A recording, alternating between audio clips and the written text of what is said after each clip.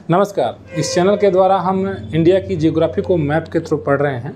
इसके पहले वाली वीडियोस में हमने नॉर्थ इंडिया में माउंटेन रेंजेस और पठार, नदियाँ इत्यादि का अध्ययन किया। अब हम साउथ इंडिया की ओर बढ़ रहे हैं और साउथ इंडिया की ओर बढ़ने से पहले हम पॉलिटिकली स्टेट्स को देखेंगे, कौन सा स्टेट कहाँ पर है, क्योंकि अध्ययन शुरू करने से पहले हमें लोकेशन समझना आवश्यक है। तो आइए हम बिना समय गंवाए शुरू करते हैं अपने दक्षिण भारत के राज्यों पर अध्ययन। कौन सा राज्य कहाँ पर है और कौन सी राज्यों से सीमा बना रहा है और प्रमुख जो तट हैं उनके क्या नाम हैं, इन सब चीज़ों पर हम अध्ययन करने वाले हैं। तो ये जो आपको मैंने रेड कलर का बनाया है, ये कर्क रेखा है। आप सभी जानते हैं 23.5 डिग्री कर्क रेखा भारत को दो भागों में बांटती है, एक उसके दक्षिण की ओर और इसके ऊपर की ओर। यानी कि ऊपर अगर आप देखें तो जहाँ पर शीतोष्ण कटिबंधीय जलवायु पाई जाती है और इसके नीचे अगर आप देखें तो उष्णकटिबंधीय जलवायु पाई जाती है। आप जानते हैं यहाँ पर सूर्य जो है 23.5 डिग्री तक लंबवत चमकता है। 21 जून के आसपास सूर्य इस रेखा पर लंबवत चमकता है, जिसकी वजह से पूरे भारत में गर्मी पड़ती है, क्योंकि सूर्य यहाँ पर लंबवत चमकता है। तो ये जो मैंने आपको बनाया है रेड कलर का, ये मैं आपको बता रहा हूँ कि कर्क रेखा है। अब कितने राज्यों से जाती है, तो यहाँ पर मैंने 2 राज्यों को आगे इधर बनाना था, लेकिन मैंने उसको शो नहीं किया है, तो आप उनको समझ लेंगे, त्रिपुरा और मिजोरम। उसके अलावा ये गुजरात है, ये राजस्थान है, मध्य प्रदेश है, छत्तीसगढ़ है, झारखंड है और ये पश्चिम बंगाल है। तो इन राज्यों से ये गुजरती है। ये आप जानते हैं, ये आपके 23.5 डिग्री कर्क रेखा की स्थिति है। इसके अलावा त्रिपुरा और मिजोरम से भी गुजरती है, जो कि इस मैप में वो कवर नहीं किए गए हैं, क्योंकि हमने त्रिपुरा और मिजोरम का व्यापक अध्ययन पहले वीडियोस में किया है, इसके पहले वीडियोस में। तो आज हम चूँकि दक्षिण भारत पर फोकस कर रहे हैं, तो हमारा ध्यान इन्हीं राज्यों पर है, जो कि जैसे इधर आपको दिखाई दे रहा है, ये आपका गुजरात है। ध्यान दीजिएगा, ये गुजरात दिखाई दे रहा है।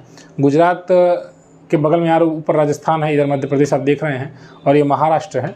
ठीक है, तो सबसे पहले हम गुजरात को देखें, और ये इधर समुद्र है, समुद्र की सीमा है, ये अरब सागर का ही हिस्सा है। और ये जो आपको दिखाई दे रहे हैं बंगाल की खाड़ी है, इधर जो समुद्र है, ये बंगाल की खाड़ी और अरब सागर दोनों ही हिंद महासागर के हिस्से हैं, जो कि और साउथ की ओर आप जाएंगे तो इसी इंडिया के नाम पे इंडियन ओशियन है, और अरब सागर और बंगाल की खाड़ी ये दोनों ही इंडियन ओशियन यानी कि हिंद महासागर के भाग हैं। अगर आप इसकी तटरेखा को देखें, यानी यहाँ से समुद्र शुरू होता है, तो ये कुछ इस प्रकार से इसकी तटरेखा जाती है, और इस कारण से ये भारत की सबसे लंबी तटरेखा वाला राज्य है। यानी आपसे प्रश्न पूछा जाएगा कि भारत में सबसे लंबी तटरेखा वाला राज्य बताइए, तो आपका जवाब होगा गुजरात। गुजरात में ये जो आपको डॉटेड लाइन में बताया, ये कच्छ का रण है, दलदली क्षेत्र है। ठीक है, और यहाँ पर कई नदियाँ आती हैं जो विलीन हो जाती हैं, तो ये दलदल का एक प्रकार से निर्माण हुआ। जैसे लूनी है, इधर ही आखिर विलीन हो जाती है, समुद्र तक नहीं पहुंच पाती है, या यूँ कहें कि दलदल के माध्यम से फिर वो समुद्र तक जाती होगी। तो दलदली क्षेत्र है, ये आप इसको याद रखिएगा। ये जो आपको दिखाई दे रहा है रेड कलर का, ये भुज है। आप जानते हैं कि भुज में भूकंप आया था और हज़ारों लोगों की मृत्यु हो गई थी, तो ये चीज़ याद रखिएगा, यहाँ पर भुज है। इसके बाद ये गुजरात की कैपिटल है। गुजरात की कैपिटल आप जानते हैं गांधीनगर है। तो ये जो आपको दिखाई दे रहा है गुजरात की कैपिटल गांधीनगर है। और ये जो आपको दिखाई दे रहा है हरे रंग का, ये गिर नेशनल पार्क है। अक्सर यहाँ सवाल पूछा जाता है गिर नेशनल पार्क कहाँ पर है, तो आप याद रखेंगे ये गिर नेशनल पार्क गुजरात में है।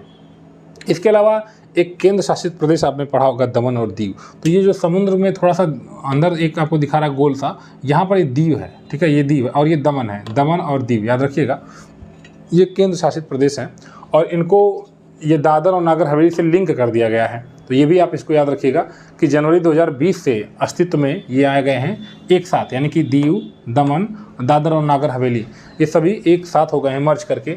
और ये आप याद रखिएगा, दादर नागर हवेली की ये लोकेशन है, ये दीव है और ये दमन है, और ये इनकी कैपिटल जो है संयुक्त रूप से दमन बनाई गई है। तो आप इस बात को भी याद रखेंगे, चूँकि ये गुजरात के आसपास ही दिखाई दे रहे हैं आपको, तो इनको भी आपको जानना ज़रूरी है। इसके अलावा सूरत है और ये भरूच है। ठीक है, इनको भी आप याद रखेंगे।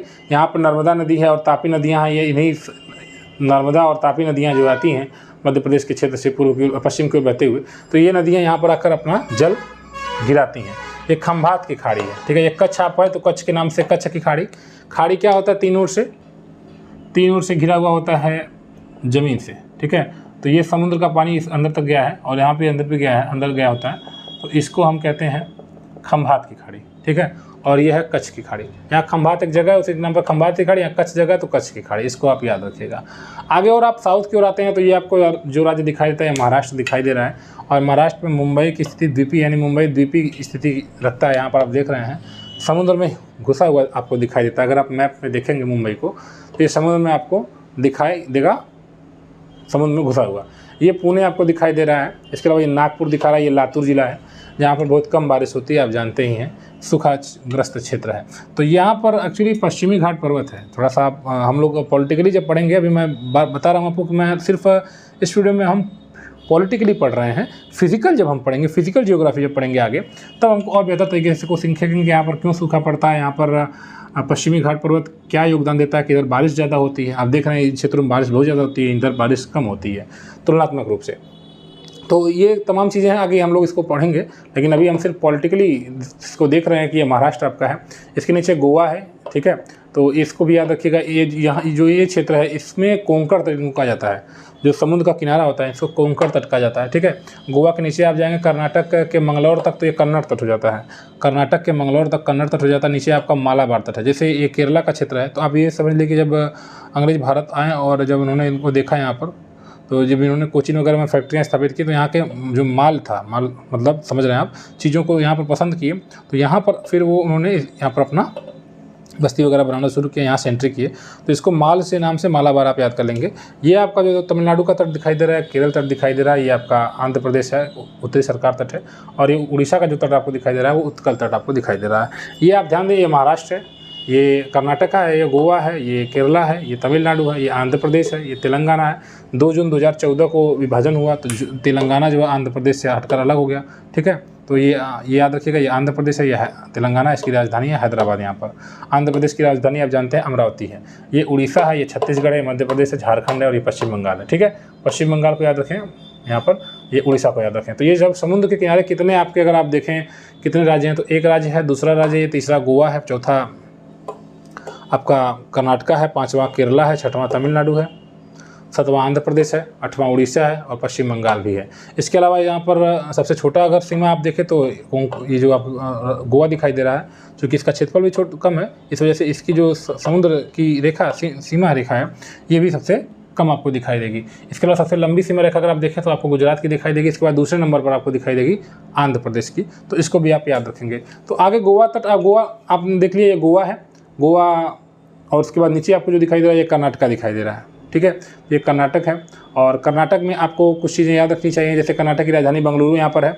और इसके अलावा ये बन्नेरघट्टा नेशनल पार्क है, इसको भी आप याद रखेंगे। यहाँ पर बांदीपुर रिजर्व है, और नागरहोल यहाँ पर नेशनल पार्क है, बांदीपुर राष्ट्रीय उद्यान भी यहाँ पर है। ये तमाम चीज़ें हैं आपको याद रखनी है। अभी हमारा फोकस, ध्यान दीजिएगा, सिर्फ आपको लोकेशन पर ये राज्यों को मैप मतलब दिखाना है कौन सा राज्य कहाँ पर है। आगे हम और बेहतर तरीके से जब हम फिजिकल जियोग्राफी यहाँ पर कवर करेंगे, तो आपको और बेहतर तरीके से समझा देंगे। यहाँ पर केरला है, केरल की राजधानी आप जानते हैं तिरुवनंतपुरम है। यहाँ का तट जो आपको मालाबार तट दिखाई दे रहा है, यहाँ पर वेम्बनाथ झील है, ठीक है। ये जो आपको दिखाई दे रहा है कुछ इस तरह से घुसी हुई, तो समुद्र का पानी अंदर तक गया होता है। यहाँ पर नौकायन प्रतियोगिता होती है, इसके लिए फेमस जगह है।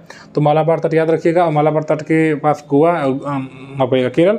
और केरल में जो जमीन, समुद्र का जो हिस्सा ज़मीन का अंदर घुसा हुआ दिखाई दे रहा है, ये यहाँ पर वेम्बनाथ झील है, और यहाँ पर नौकायन प्रतियोगिता होती है, इसको आप याद रखिएगा। यहाँ पर देखिए पुदुचेरी के बारे में थोड़ा सा याद कर लीजिएगा, समझ लीजिएगा। ये पुदुचेरी है, पुदुचेरी का 4 राज्यों में विस्तार, आपको 3 राज्यों में विस्तार दिखाई देता है, पुदुचेरी, माहे, कराईकल और ये यनम है। ध्यान से देखिए, पुदुचेरी, माहे, कराईकल और यनम, ये चारों पुदुचेरी के ही भाग है। पुदुचेरी एक केंद्र शासित प्रदेश है, ठीक है। पुदुचेरी, माहे, कराईकल, यनम, ये वाला रेड वाला, ठीक है। तो अब इसमें देखिए, जैसे पुदुचेरी है, माहे कहाँ पर है, तो आप जान रहे हैं, हमारे समझ गए कि माहे का जो विस्तार है वो केरला में है। पुदुचेरी, माहे, ये कराईकल, तो कराईकल और पुदुचेरी कहाँ पर है, तो ये आपका तमिलनाडु में है। यनम कहाँ पर है, तो आंध्र प्रदेश में है। इसको आप याद रखिएगा। नीचे ये जो आपको दिखाई दे रहा है, ये तमिलनाडु राज्य दिखाई दे रहा है, ध्यान दीजिएगा आप। तमिलनाडु की राजधानी आप जानते हैं कन्याकुमारी है। इधर आपका श्रीलंका मैंने बनाया नहीं है, आगे हम लोग श्रीलंका को लिंक करेंगे। मन्नार की खाड़ी है यहाँ पर, ठीक। तो कैसे ये दोनों लिंक होते हैं, यहाँ रामेश्वरम है, रामेश्वरम से यहाँ पंबन द्वीप यहाँ पर है, तो रामेश्वरम से धनुषकोडी आगे जगह मिलता है, और यहाँ से फिर शुरू होता है आराम का पुल, एडम्स ब्रिज जिसको कहते हैं, जो कि श्रीलंका के तलैया मन्नार तक जाता है, ये आप जानते होंगे। लेकिन आगे हम इसको कवर करेंगे। अभी हम बार बार बता रहे हैं कि आपको इस वीडियो में हम शॉर्ट इन्फॉर्मेशन दे रहे हैं कि कौन सी चीज़ कहाँ पर है, ठीक है। तो ये आपको जो दिखाई दे रहा है तमिलनाडु राज्य है, और यहाँ पर मैंने आपको 2 चीज़ें बताई कि ये पुदुचेरी को याद रखिएगा, ये कराईकल को याद रखिएगा, ये माहे है, माहे जिला आपका केरला में है, और ये फिर ये यनम है। आगे आते हैं आंध्र प्रदेश में। आंध्र प्रदेश में ये जो आपको दिखाई दे रहा है, ये पुलिकट झील दिखाई दे रही है, याद रखिएगा। ये सभी लैगून झीलें कहलाती हैं। क्यों? क्योंकि ये समुद्र का, ये खारे पानी की झीलें हैं और इनमें समुद्र का हिस्सा पानी जब जाता है झील के अंदर मिल जाता है तो ये खारी होती हैं इसके कारण से, और इनको इस कारण से हम लैगून झील भी कहते हैं। तो इसको आप याद रखिएगा। यहाँ पर श्रीशैलम टाइगर रिजर्व भी है, इसको भी याद रखिएगा। जो मैंने हरे कलर में बनाया ये टाइगर रिजर्व है। ये ऊपर आपका देख रहे हैं तो गोदावरी है, नीचे कृष्णा है, ये भी आप याद रखिएगा। ठीक है, ये गोदावरी है और ये कृष्णा है। तो इन नदियों का क्षेत्र है और इन नदियों के द्वारा, इसे आप ये देख रहे हैं कि समुद्र की ओर घुसा हुआ दिखाई दे रहा है। तो इसका कारण ये है कि ये जो नदियाँ हैं ये अपने साथ लाए गए जो भी जो चट्टानों के हिस्से को जब काट कर लाती हैं तो जब ये समतल मैदानों में पहुंच जाती हैं तो उनको अपने साथ बहा नहीं पाती हैं। तो धीरे धीरे वो अपने बहा कर समुद्र तक मतलब धकेलने का प्रयास करती हैं आगे तक। तो ये हिस्सा जो है आपको लगता है कि ये समुद्र में देखिए घुसा हुआ दिखाई दे रहा है। तो इसको भी आप याद रखिएगा। ठीक है, बीच में ये आपको जो दिखाई दे रहा है ये कोलेरू झील है, ये भी आप देखिएगा। देखिए ये लैगून नहीं है, ये लैगून है लेकिन ये लैगून नहीं है। क्यों? क्योंकि इसका एरिया समुद्र में मिली हुई नहीं है। ठीक, तो इसको भी आप जरूर से याद रखेंगे कि ये गोदावरी नदी है और नीचे आपकी कृष्णा नदी है। ठीक है, उत्तरी सरकार तट ये मैंने आपको बता ही दिया है।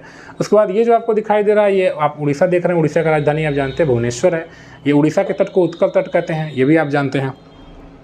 इसके अलावा ये भीतरकनिका यहाँ पर नेशनल पार्क है और इसके बाद अलावा ये जो आपको दिखाई दे रहा है चिल्का लेक है। ठीक है, तो इसको भी आप याद रखिएगा कि ये चिल्का लेक है और ये पश्चिम बंगाल आपको दिखाई दे रहा है।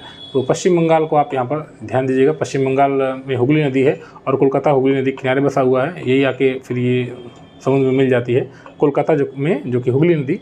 और हुगली नदी फिर आप जानते हैं कि कहाँ से निकल कर आती है, जो कि गंगा की ही एक साउथ, जब गंगा पश्चिम बंगाल में पहुंचती है तो वो साउथ की ओर टर्न मारकर इधर आती है। एक शाखा सीधे निकल जाता है बांग्लादेश में, वो पद्मा के नाम से जाना जाता है।